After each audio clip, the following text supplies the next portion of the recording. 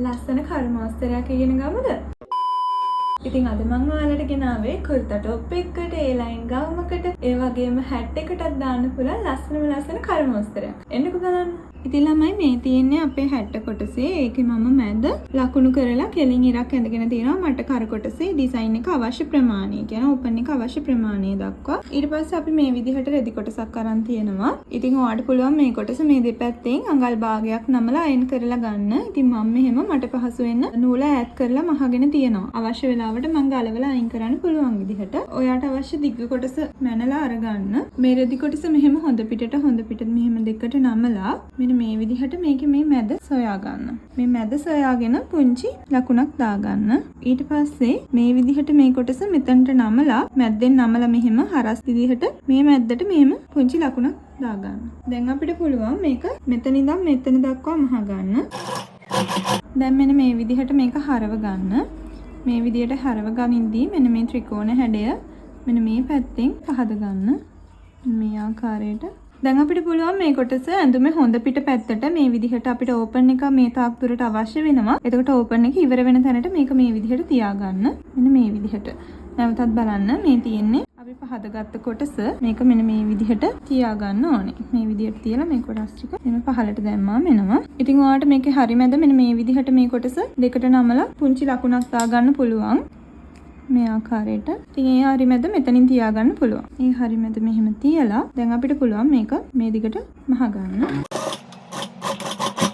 දැන් අපිට මේ කොටස මෙන්න මේ ආකාරයට කපා ගන්න පුළුවන්. මේ විදිහට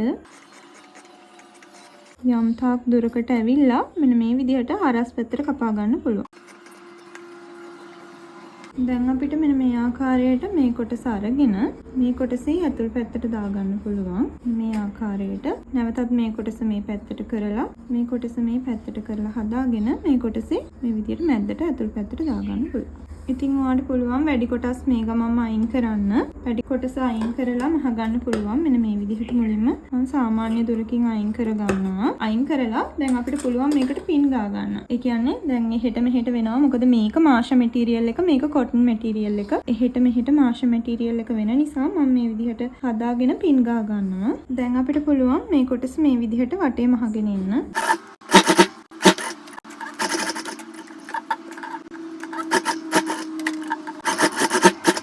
දැන් ඔයාලට පුළුවන් මේ තියෙන වැඩිපුර තියෙන කොටස් මේ විදිහට හැඩ කරලා කපාගෙන ඔයාලට කොළ එකක් අවශ්‍ය නම් කොළ එකක් කැමති විදිහට මේකේ කර මහ ගන්න පුළුවන්. ඉතින් ළමයි මාගත්තට පස්සේ හොඳ පිට මේ විදිහට පේන්නේ. ඊට පස්සේ අපිට පුළුවන් මේ කන පිට මෙන්න මේ තියෙන කොටස මේ විදිහට ඇතුල් කරලා මෙහෙම මහ ගන්න. එතකොට කිසිම කැපුම් පාරක් මුකුත් පේන්නේ නැහැ. ඉතින් මේ තමයි අපි මහගත්ත කොටස. මේ තියෙන්නේ කරේ ඕපන් එකේ. දැන් ඔයාලට පුළුවන් මේකේ කරට කොළ එකක් වගේ එකක් දාන්න. එහෙමත් නැත්නම් නිකන් තියා ගන්නත් පුළුවන්. ඉතින් ඔයාලට පුළුවන් මෙතනට පටියක් දාන්න. එහෙමත් නැත්නම් මේ විදිහට ඕපන් එක තියෙන්නේ නිකන් තියා ගන්නත් පුළුවන්.